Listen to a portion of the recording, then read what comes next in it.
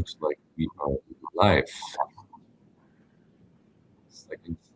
Yes, we officially are live. So hello everyone, my name is Simon. I'm the founder of Stampix, and I'm thrilled today to have this session on loyalty in banking.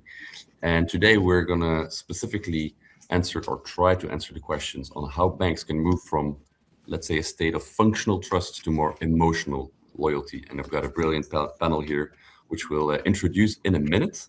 But I want to start off with a few housekeeping rules. So let me pull up a few slides. Great. So for those of you who don't know Stampix, we are a provider of photo rewards, which are basically your own personal photos, the ones that we have on our phone of our children, our pets, our travels, that we print, ship, and deliver as a branded gift to your customers, often to surprise and delight for birthdays, welcome, etc. But enough about us. I want to quickly go over the agenda for today. You can see it here on the right-hand side, and the panel here is also a good moment, I think, to let them introduce themselves. So let's do this order as displayed here. Carl, maybe we can start with you. Can you give us an introduction to yourselves, but also the company HSBC, what loyalty means in your role? Yeah, certainly. Good afternoon, everyone. So yeah, my name is Carl Watchorn. I'm the head of Premier Banking at HSBC UK, where I'm responsible for the proposition and the experience we deliver to our mass affluent audience. And in practice, that means thinking about how we build deeper, longer-term relationships across the entirety of our customers' financial lives. So we're thinking about loyalty, and great to have the opportunity to come on and discuss this today. It's really about how we ensure we're the organisation that customers choose to trust with more of their financial lives, based on us giving them regular and compelling reasons to do so. Okay, great. Let's move to Jake. Hi guys, nice to see you. So I'm Jake Bailey, head of a team called Innovation and Loyalty at Tesco Bank. So Tesco Bank itself, clearly a brand that's connected to Tesco, the retail business. So my role as head of innovation and loyalty, I develop propositions across our savings, loans, and credit cards products, and then I look after the strategy for what we do with Clubcard at Tesco Bank. And many people will know there are a great number of Clubcard holders in the UK, so around about 26 million-ish, and we publish those figures. And here at Tesco Bank, we've got a number of those who have banking products with us. And so my focus is how do we continue to evolve what we do connected to Clubcard and continue to drive loyalty for customers. And I'm interested in this conversation today to add my thoughts, but also to learn as well from the panel too. So thank you for having me. Excellent, and a great bridge to retail, and that's where Alexander and I met in Berlin. Alexander, please introduce yourself. Well, thank you. Good afternoon, everyone. My name is Alexander Schrimpf, leading the co-branded card business on Deutsche Bank side, so representing currently the German market. Some of you might heard of the big deal. Deutsche Bank took over the Miles & More credit card portfolio in Germany, which is quite a famous one, probably across Europe. And we're in charge for running that business, the proposition, developing the product, especially around the credit card, but also thinking about how you can closely engage with that loyalty program across all different products, and making that more interactive and more jointly and driven with the client. And we have a few minor other co-branded cards portfolio in Germany. So yeah, that's definitely a strategic positioning Deutsche Bank has here. Amazing. Thank you all for joining us. And let me round off the housekeeping by bringing the slides back for just a brief minute. So it's a bit of a new tool for us here at Stampix as well, but luckily I've got Gabrielle right in front of me. If anything goes wrong, bear with me. But there is a chat box, and we kindly invite you to drop your questions there. We'll see how this conversation goes, and if we have time near the end to tackle those questions.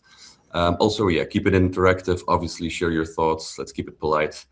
Yeah, feel free to join our loyalty community to receive the recording and also white paper or other content that we may produce. What else do we have here? Yeah, at times you will see a little poll appear, so we try to make it interactive. So give us some love and answer that poll if possible. So maybe now you should see a question to subscribe or not. No, that's not coming.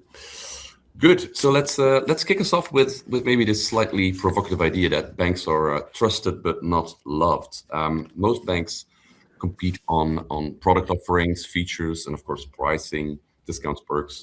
And in the background, there's also been a lot of recent changes in regulation, like open banking, multi-banking, which promote competition even more. So as a result, I would say it's fair to say that switching has never been easier than today. And loyalty theory will tell us that, you know, a good way to prevent churn is to build emotional connections. But so far, we see actually very few banks taking full advantage of this opportunity. So the question is why? Why does emotional loyalty remain up to a certain extent underdeveloped in retail banking, even in high competitive markets like the UK? And maybe that's a nice bridge to you, Jake. Can you kick us off here? Your thoughts? Yeah, sounds good.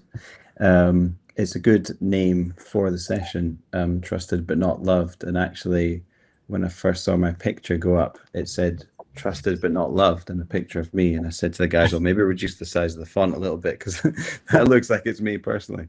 But no, it's a good title. I mean, in terms of the question around why banks perhaps, you know, don't have the same loved appeal in terms of emotional connection and so on. So a couple of thoughts. I think it's only recently that banks have really started to genuinely connect with customers on an emotional level. I think probably the drive of the fintechs has helped that, for sure. But actually, it's probably only in the last 5 to 10 years maybe where we've seen that kind of sharper focus on genuine needs. And I think that's what this is about, is connecting to the genuine needs of customers as well. I think banks, perhaps with their legacy technology, perhaps have taken a bit of time to take advantage of the data opportunity and then turn that into ways to personalize, which then drives that emotional connection. I think we're quite lucky at Tesco Bank in that we're connected to a retailer which is all about driving personalization, all about connecting to the needs of the everyday British shopper that goes into Tesco. But I would definitely say that the tide is turning, because I think the use of data by banks has grown sort of leaps and bounds, particularly obviously with the use of AI, but a bunch of other tools and techniques. And also I would say that banks perhaps in the past had said that they were customer centric, but perhaps not genuinely customer centric. But now I do feel that has turned, because there's absolutely there's nowhere to hide when it comes to saying that you're customer centric, but then not being so. So I think we'll start to see a continued dramatic increase in this emotional connection that we perhaps haven't seen before. Okay, great. Carl, can you relate to this, or is the situation different at HSBC? No, I recognise a lot of what Jake said there, and I think, you know, I'll probably start by, you know, talking about what banks do really well, and what they have focused on, and, you know, that's building trust, building scale, building stability, and you know, efforts in the kind of turning the digital space have been to make banking frictionless. You know, and look at its core, banking just needs to work for people. You know, primarily it needs to work, it needs to be reliable, and increasingly, you know, it does, and is for the vast majority of people now. But I think, you know, to your question specifically, as you move forward, the challenge is, how do you kind of continue to drive efficiency and this kind of operational progress, but maintain the kind of emotional connection of old that you would have probably seen years ago when dealing in a more kind of human way. So I think that can be more difficult in an increasingly digital arena. But I think to Jake's point, financial services companies are moving forward leaps and bounds in kind of getting to a space where it isn't just about the utility of digital, but you can start to really layer over that kind of emotional and a more relationship-based connection. Okay, great. Alexander, how about you and the situation in Germany?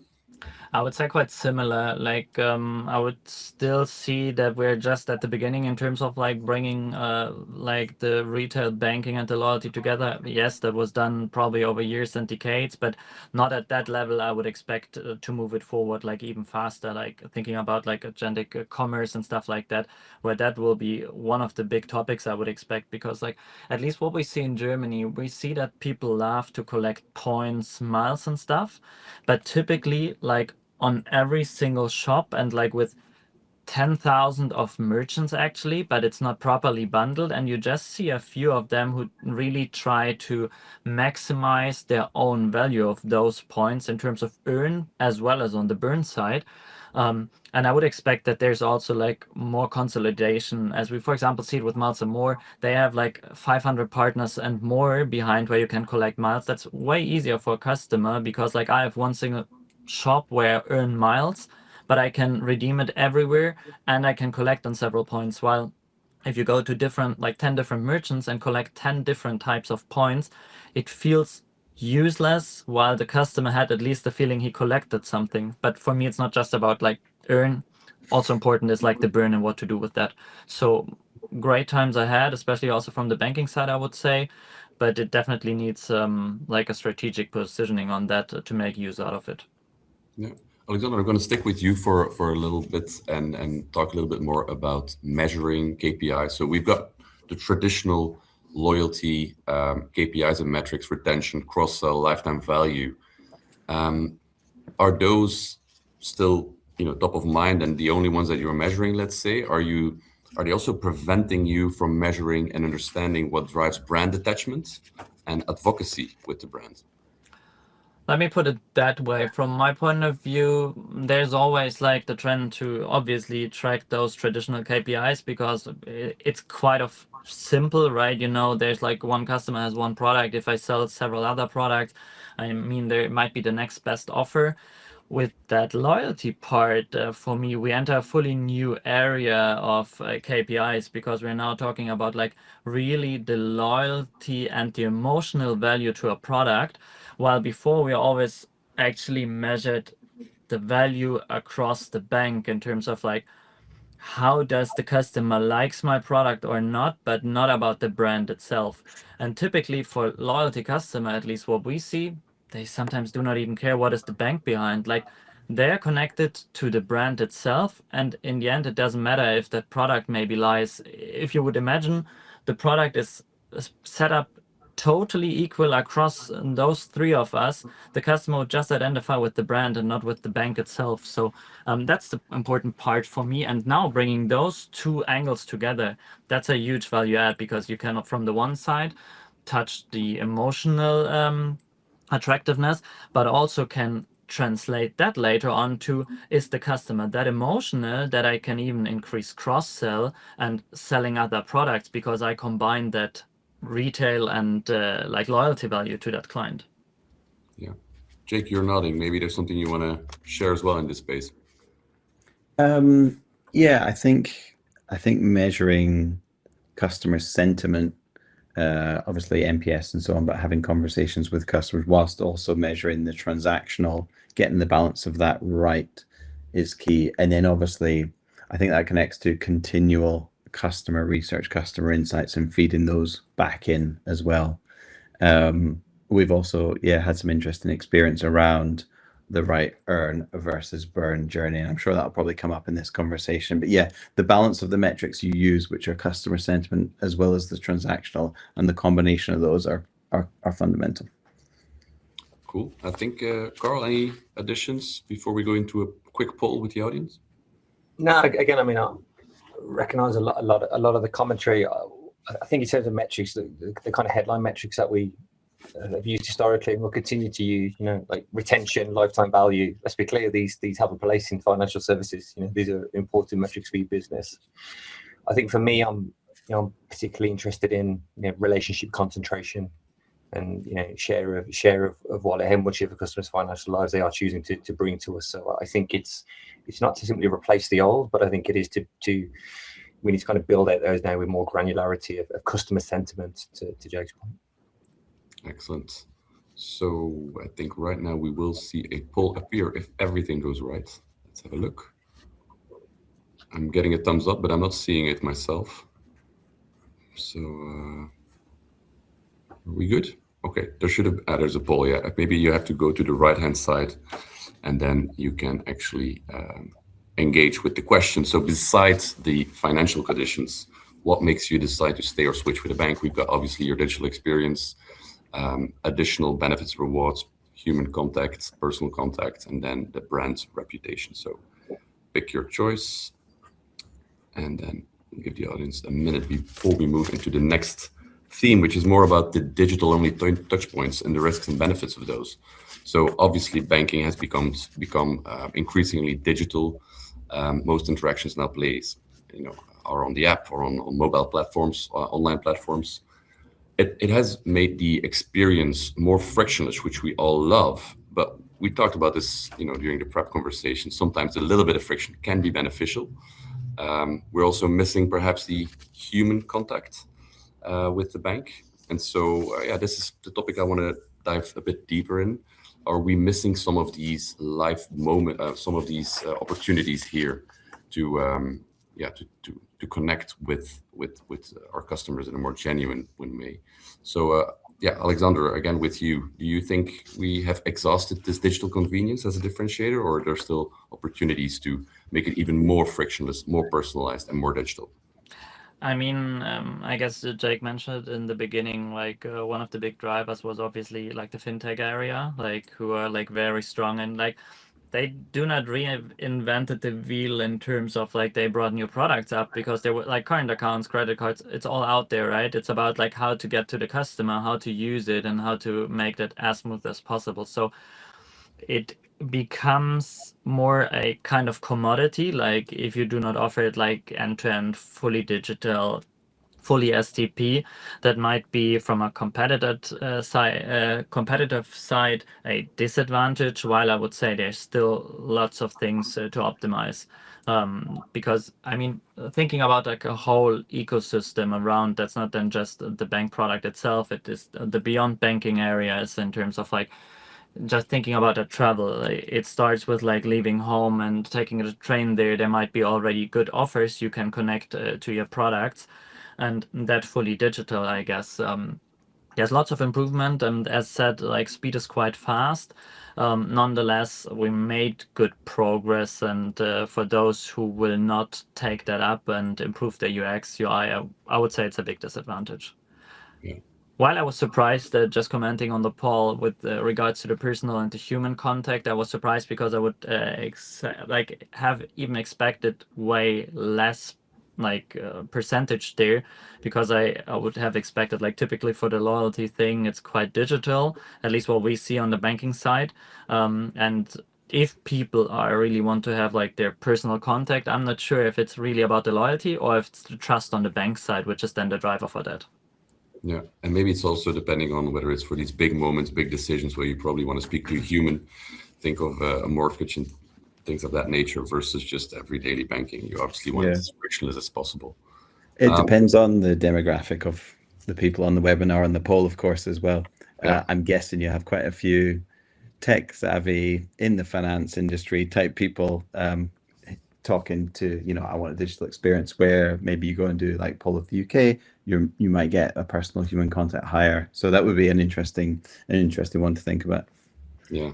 And Alexander, you mentioned the ecosystem, and I think that's a question I want to discuss with Carl.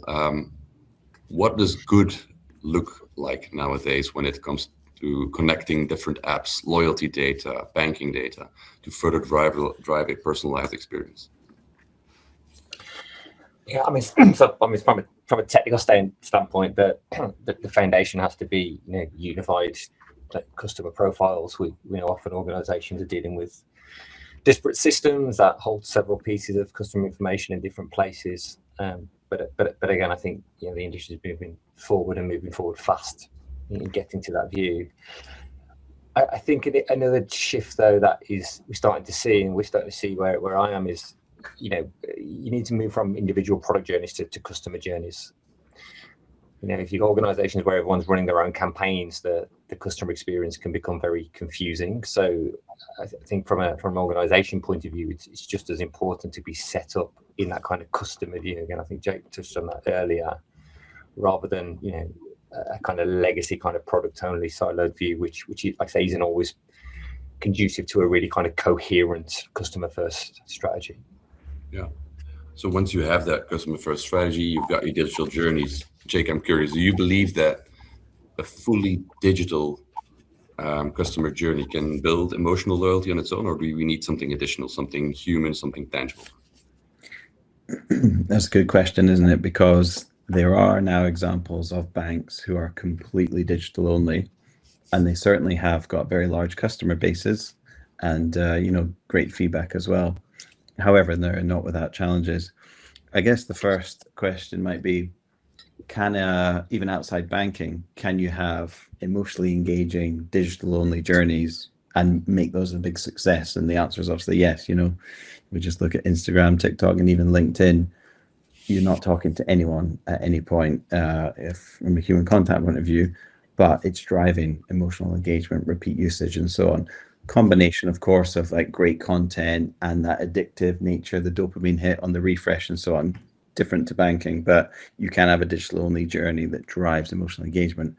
But if you've been impacted by fraud or something's not right and so on, the human nature is, I need to speak to someone generally. So therefore, I think from a banking perspective, you want to have human contact available for the moments that genuinely matter. So, and particularly when you're talking about money, the stress that comes with that. And we've done a lot of research in this space, and it's about having the right balance of make it really easy for me. I can do everything I want to on the app, but if something goes wrong, I want to speak to someone. And so therefore we're proud to have, a team in Glasgow, excellent customer service people who are just there for people when they need them. And actually they're not targeted on any sales. Our customer service team either is pure service. So I think if you get that balance right, then you've got it. I personally don't believe in complete digital only banking myself, maybe until we get to that point where UK consumers feel that way. Yeah, and there's also the downside of digital frictionless experiences with fraud and phishing going on, and then especially then people will want to reach out to somebody and ensure that they're speaking to a human, and that their money is still safe. So yeah, we touched on the big moments in life as emotional anchors. So banks obviously sit on a huge amount of life event data, your first paycheck, mortgage, travel expenses, birth of a child, etc., retirement planning. I'm curious to hear what the audience think as to which life moments have actually the biggest potential for banks to build emotional loyalty. So you'll see a second poll arriving again on the right-hand side. Go to interactions, and there you can cast your vote. Curious to hear what the audience thinks. Hard to pick, if you ask me. So yeah, let's Carl, I'm curious to hear your opinion on these life moments that banks are potentially struggling with, in the sense that they're easy to detect, but maybe hard to turn into a meaningful interaction. Yeah, I think we see huge number of signals of these life moments in the data that we have. That the challenge banks have is the timeliness and how you respond. So you need to identify, and obviously you need to kind of build the triggers from a digital point of view, but the differentiator is then what you do with that. And I think again, this speaks to this kind of digital human challenge or opportunity more broadly. The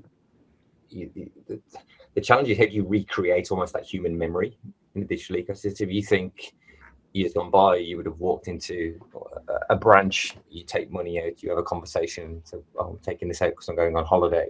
The person who serves you remembers next time you go in that you've been on holiday and builds that into the conversation. Likewise, you go in to draw out a deposit for your house, you'll probably have a conversation next time you go in about how the house move was. And the opportunities, how do you recreate that kind of contextual memory through a digital interface? I think that's the real opportunity here.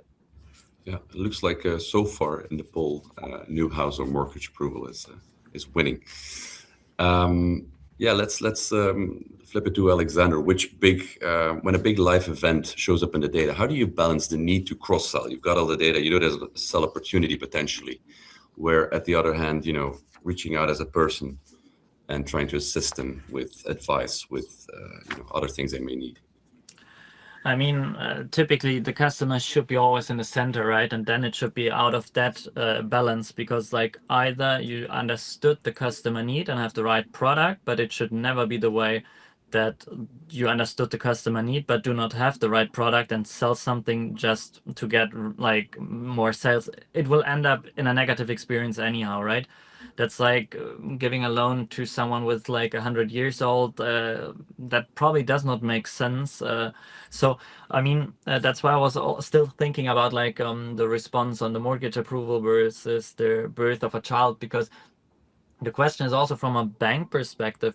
Obviously, the mortgage, that's a huge amount, and like that typically, at least in Germany, you have like a fixed term, typically minimum of 10 years. I guess in Germany, like customers pay back their mortgage loan across 33 years.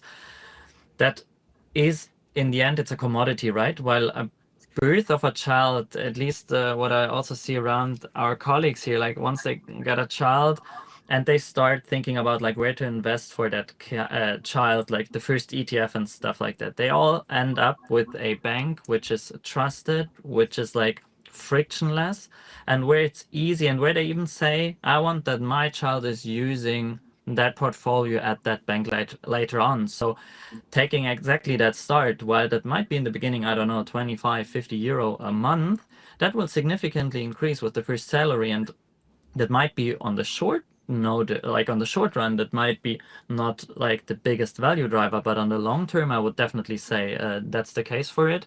And that should then also balance the customer need, because like if you understand your customer correctly, you can participate at every single step of the life cycle there. Yeah, I think I think that's a really good example. You think about the birth of a child, this key milestone. And again, let's be clear, like actually providing a product response might be what the customer needs in that moment. Yeah, the customer might be very clear they want to open a children's savings account. They may be taking some time out of work, and actually a break on the mortgage is right, or actually they might not need anything at all.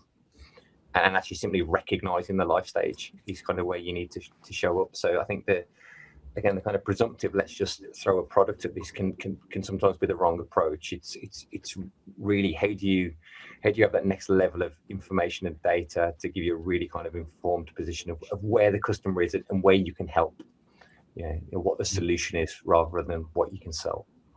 I think we've got a great question. You want to go first, Jake, and then we'll talk. It was just surprising on the poll, actually, that retirement milestone isn't getting any love, but anniversary with the bank is. Anniversary with the bank is quite a sort of a bank self-centered one. If I asked all of you guys, what's your birthday with your bank, as in when you took your bank, I don't think anyone would ever know that.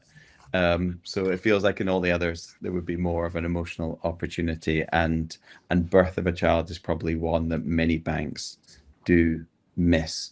If customers are willing, of course, to share that information, that seems like an opportune time to think about thinking ahead for that child. So yeah, it was my just surprise thought.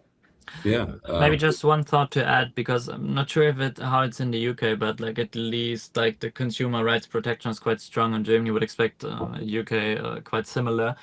The big problem banks also are typically facing is that they do not have the opt-in to make use of that data properly, right? In terms of transaction, where you identify that, as typically Amazon or like others do, where you have like the next best offer. And their loyalty, from my point of view, has a like really decent role, because with loyalty, you can nudge the customer towards like giving that opt-in, give him more benefits while the customer opts in, and as a return, you can use that data, for example. But even under GDPR, Alexander, there is something called legitimate interests, where you technically have the right to reach out if you feel like you're bringing value or they can benefit. But it's a gray area for sure. Exactly. And then like gray area in like the banking, on the banking side, is then often more the red zone rather than a greenish area. So it makes it at least easier if you can like proactively have the connection to the customer. Yeah, and it's a nice bridge to Tom's question here. How much comes is too much as well. Should banks be providing real-time advice and offers? For example, you're spending too fast this month, slow down, you'll hit overdraft, or talking about a new child. Is this maybe too much? Yeah, on that question, I think it's about, if you set up your experience, certainly your digital experience, to be able to self-serve with that information, then you shouldn't have to kind of push that information out. And therefore, maybe perhaps it's not seen as comms, it's just seen as easily accessible. I think my answer to the question is it should ideally be tailored. So if I want to find out these things, I can. But if I don't want to share about, birth of a new child, then I shouldn't have to share that. So I think it's about what feels comfortable for the consumer. But we definitely have seen a change in the amount of information that customers might want to share. If I go back where I was looking at a project around open banking, say maybe 6-7 years ago, many customers were like, hey, Tesco, you sell beans and custard, like stay in your lane. Whereas, now you talk to people, they're like, yeah, well, I'm willing to give you more. So tell me more. So that's definitely changed in terms of how much people are willing if they get value back as well. Mhm. Yeah. But I would assume, Jake, as you mentioned, that you probably gave also more value to the client to like reach that level, right? So it's like if you give something to the client back, they might give you something you could use and have a long-term benefit. I mean, also adding to that question which came up, the question is how you phrase it, right? Like in terms of you're spending too fast, like to say it provocatively. The other way is like you can just like give a transparency in terms of, look, you already reached 90% of your credit card limit within the first 10 days. Then that might also like ringing the bell in terms of, well, that's quite fast, and gives a different view from a customer perspective. And it's like, oh, thanks for letting me know. I missed that. Yeah, a bit less patronizing. Yeah. Good. I think the next two questions are in some way a little bit having a different or opposing view or a field of tension. So Sean points out that banks often talk about customer loyalty, but why wouldn't you just switch to the best offer? And then Tom also makes the other argument that, what's loyalty actually mean for a bank? At the end of the day, you want everything in one place and you stay loyal no matter what. That's actually an interesting tension, I would say. Jake, maybe you can help us out here. Yeah, sure. I'm happy to throw to Carl as well on it. So in terms of what is the measure of loyalty for banking, I guess important to note specifically for the company I work for, we don't have current accounts. So we're actually in a unique position here where we are a complementary service on top of your current accounts.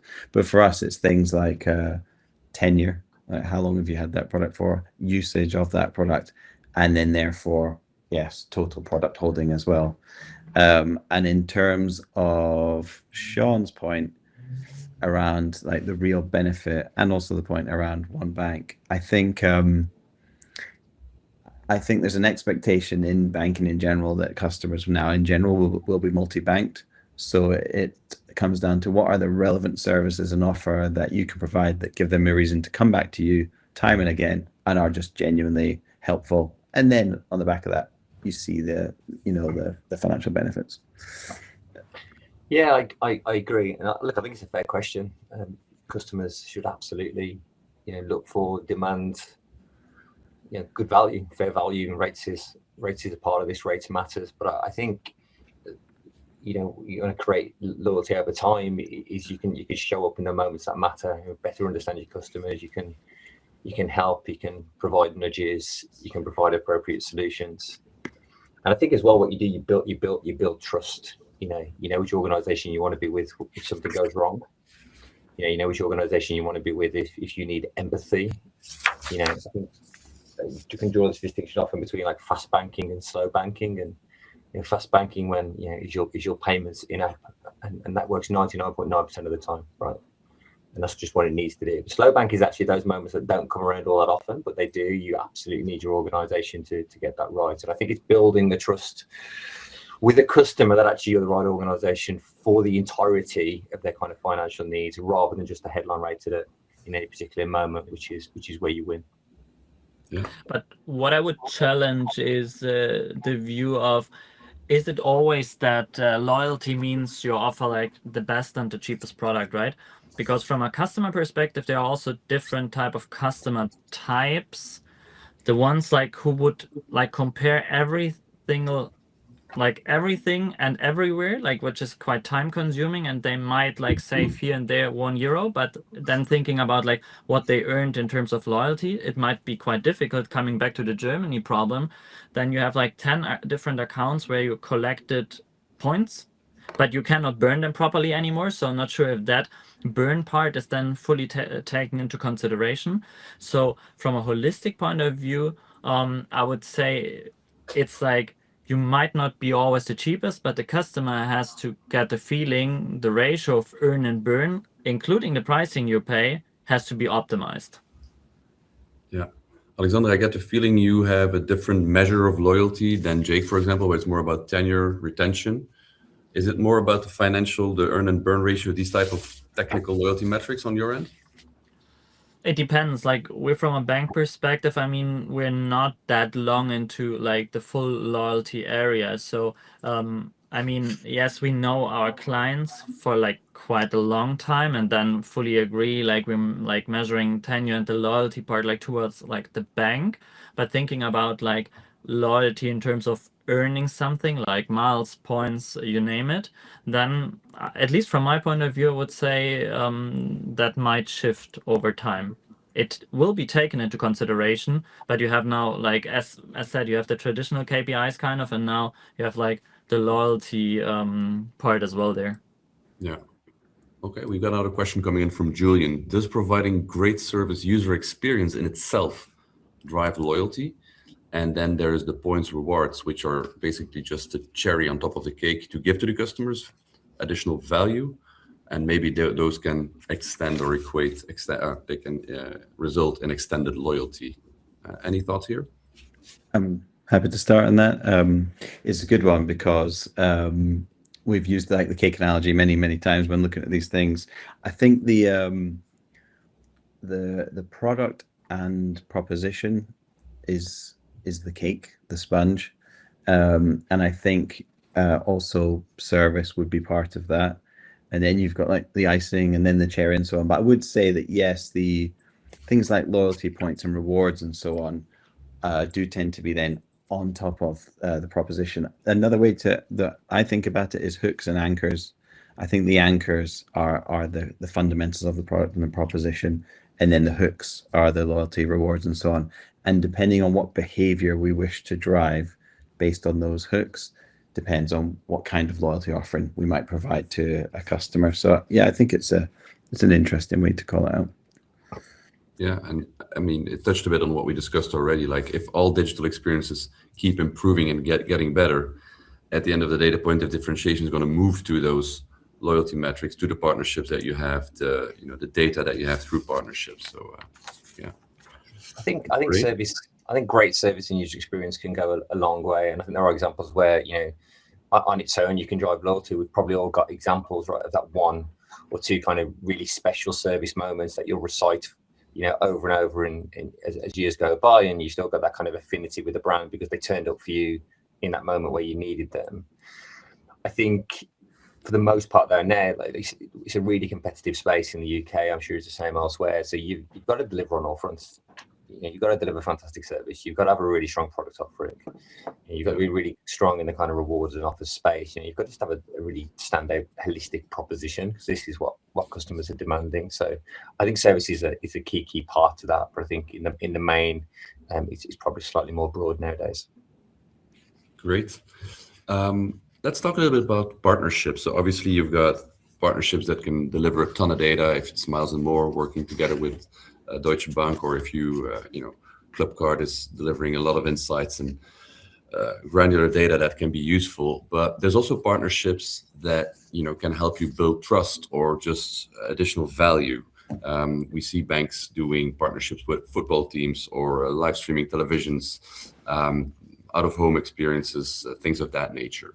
So here's maybe a question for Jake. So what have you seen in terms of these types of experiences, whether it's a family days out, or physical gifts, to really counterbalance that only digital experience and interaction? Yeah, I think it comes down to, I kind of mentioned behaviors before in terms of what's the behavior you're looking to drive, and also in the customer research, which segment of customer are you looking to help with what feature. I think an example from a Tesco perspective is like being able to instantly burn Clubcard points through vouchers in store versus waiting a bit longer for that to build up and then have a family day out, for example, or pizza and the cinema. we tend to find that the less affluent customers will predominantly burn the vouchers straight away, because it's helpful to then, just reduce the cost of the shop or reduce the spend elsewhere if it's with the credit card, etc. Whereas customers perhaps aren't struggling to make ends meet that week, are happy to wait and then see those vouchers build up. And we see almost like an even split of that type of behavior. I would say that in a kind of loyalty offering, there is absolutely room for both, and both work for different reasons. But I would say that there's a lot of power in the experience-based stuff. What is also interesting is being able to try and help graduate the customers who are in that first camp into the second camp. So we've done research with customers who said, like, I literally cannot save at all, and I can't put money aside. And okay, well, here's a roundup feature where, did you know at the end of the month, actually, you did have £5. Do you know what? Add some club card vouchers in. You can actually now take the kids to the cinema based on the partners and so on. So being able to then graduate customers through those tiers has been quite good as well. Yeah, and while we all like a discount or a cashback, at the end of the day, a cinema trip's a bit more memorable, and building that emotional connection. Carl, I'm going to flip it over to you. Do you believe that these gifts, rewards, physical experience can help build the brand recall or brand trust more than cashbacks or discounts? Yeah, I think they can. I think cashback has a place. I think cashback works brilliantly for everyday engagement. It's simple, transparent. Customers understand the value immediately. I think where experiences or recognition can be powerful, though, is around kind of milestone moments. Because these are the things that you really remember, right? I was reflecting, actually, as Joe was talking there, I remember when I kind of moved into this house, and I was really grateful for the cards and the cash gifts you get from friends and family. But every year when we kind of decorate the tree, I see the bauble from my sister, which says "Happy Christmas in your first home," right? And so there's a recall there now every year from that moment. So I think that's the opportunity for banks, not necessarily replacing kind of cash or financial rewards, but identifying the moments where it's appropriate to do something that little bit different. Yeah. I want to throw one question before we answer Kerry's question. Is, when you have to make an assessment of investing, marketing, spend on these type of rewards, is that a tough nut to crack? What's the ROI? How do you go about that? We're quite lucky at Tesco Bank in that we are able to take advantage of all the reward partners of Tesco, and that's quite a vast list. So it's not really a choice we have to make too much. However, there's a lot to be said around utilizing your customer transactional data to understand where is it that our customers are spending the most and what is driving that transactional behavior, and then therefore using that to then fuel what we might do in terms of rewards and treats and experiences and so on. But it can be quite challenging. You can put that to customer testing, but then you certainly believe what your customers tell you, but you need to actually see what they do for it to make an impact. So challenging, but actually not one that we at Tesco Bank have to struggle with too much, because we've got quite a lot on offer, which is quite nice. Yeah. Alexander, is that also something that you think about, or is that part of your equation in ROI when you work out proposals with partners? Definitely, because otherwise the one thing is how you target it to the clients, and also then seeing what do we get out of it, right, in terms of customer usage, and is it also the right proposition and the right benefits we're giving to those customers. So it's the return then, right? Because you could offer a voucher for one pizza, then you send next month I double it. But if it's not used and they want to have spaghetti, it doesn't make sense, right? I can even increase that number and it feels like I give the client more, but it's not used. So to see that return, it's twofold, seeing the customer usage and therefore then also seeing what's in for us there. Yeah. Carl, any thoughts on that? Yeah, on the point of ROI and rewards, for it to be sustainable, it's got to be performance driven. But I don't think it's difficult to make those connections. The economics of retention in a bank are essential, right? Quarry customers can be very expensive, so use cases that demonstrably like strengthen attachment, loyalty, engagement are always going to be heard for me. Again, I think to the point I said earlier, it's about being selective, and executing that type of case in the genuinely kind of meaningful moments. Mm-hmm. One of the good things about working with partners is that often these propositions have a perceived value versus an actual cost which you can play with. That's relevant. So let's try and unpack Carrie's questions here. How do you see the rise in paid for current accounts or credit cards, which come with benefits impacting loyalty across UK banks? Do you think this will increase tenure or decrease? And where do you think lies the opportunity for banks? Yeah. So, happy to start. Our UK banks for this one. Yeah. It's absolutely something that all big UK banks are thoughtful of. And yes, indeed, the rise. They've been around obviously for some time. I think the key for any UK bank is the difference between table stakes and differentiators. So there are certain things now on packaged accounts which are going to be absolute table stakes. And then there are those that are differentiators that will truly make the difference. And the only way you can do that is either through unique partnerships, for example, and most people will know that the partnership between Tesco and Barclays exists in the market, and that surely makes for some unique opportunities. So being cautious and thoughtful about what those differentiators are, and then executing with excellence in terms of the journeys as well. So yeah, I guess Carl, any thoughts to build? Yeah, I think, again, to me, it still comes down to the value exchange. If you're gonna kind of move into a paid for current accounts, the benefits that come with it need to be meaningful to you. They need to be personalized to you, and ultimately, the bank needs to deliver to that kind of to their end of the value exchange bargain. So I don't think it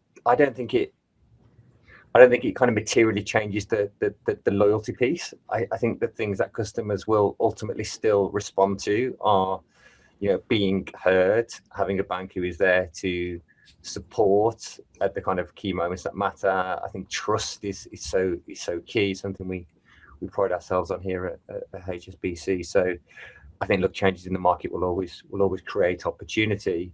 But I think at the crux, you've still just got to get it right across your journeys, across your service, across your human channels, and across your core product offering. Great. We have a question coming in from Kazimierz. Hope I'm pronouncing that correct. From your perspective, what do you find the most interesting element of loyalty programs and platforms today? Maybe Alexander can help us with that one. I say the client interaction and how to really connect across the whole journey of a client, ideally from when the child is born to and that nicely fits to the question before, what benefits you have to provide that the customer stays loyal, because if you just offer the benefits which are attractive for young people, that might be good in the beginning, but then they will start thinking about is there something else I could use because I get more out of it, because I'm more interested in things which were not relevant to me while I was very young, right? So it's also important to have the broad range of benefits across all journeys, from being a kid till maybe retire, and even later on. That's from my point of view a big challenge, but also really nice, because you put the customer into the center and you think about how to treat them perfectly across the whole life. Excellent. Any more thoughts, guys, before we round off? And a little surprise that I want to share with you, but final thoughts, Jake? Yeah, just on that question, Kazimierz.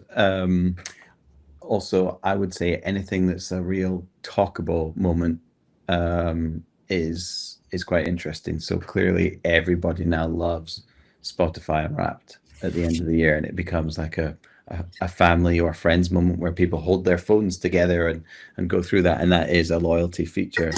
I think if it's copied poorly, it's not so good. But what can companies do to create talkable moments around loyalty that are genuinely helpful and also quite fun as well. So bringing a little bit of fun into banking is probably a good thing as well. Yeah. We see another question coming in from Caitlin. Trust has come up consistently across the conversation. Will trust always be ranked more highly than love when it comes to banking, or is there space for more perceived risk if a customer loves the products? I've got a thought, but don't want to always jump in first. But do you know, we did some interesting customer research a few years ago, looking at the combination of shopping lives and money lives.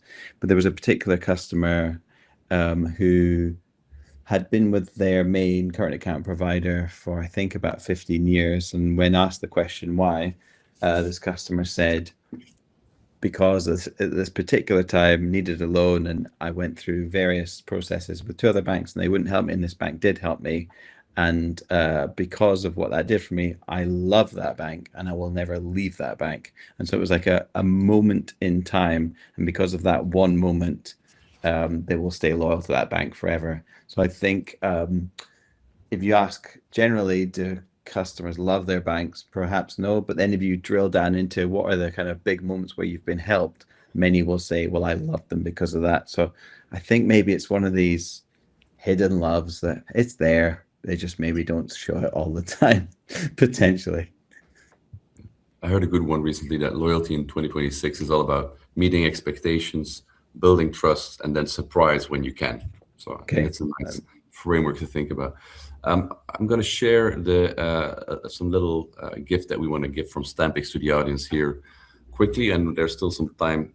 We can have the last 2 questions that we saw come in the meantime. So as mentioned at Stampix, we try to be around those moments with photos, and photos are obviously a natural way when you have a new house or a first child. A lot of photos are taken, and we allow brands to actually have the gift of branded photos delivered at home as a surprise and delight. We do so for a variety of brands ranging from banks, telcos, to airlines, etc. And what we want to offer you today is actually a free conceptualization. So if there's a moment you would love to exploit, quote unquote, or at least use better, then it's just a matter of applying. You should see something popping up on your screen. You have to go to the interactions, I think, and you can, or at the bottom, Gabrielle's pointing to me, it's at the bottom, but I don't see it. So there's a way to apply. Select your moment, and we will have our design team at work to create an example that will ship to your office just as a thought starter. So we definitely want to make sure that you can take up that offer. It's completely free, and we're happy to work with you guys. So that was that, and then we'll look into those final 2 questions that we have in the meantime. So we have Laurie, who has the questions.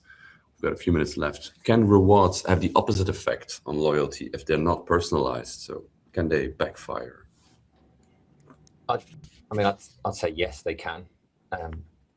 It's about relevance, timing, context.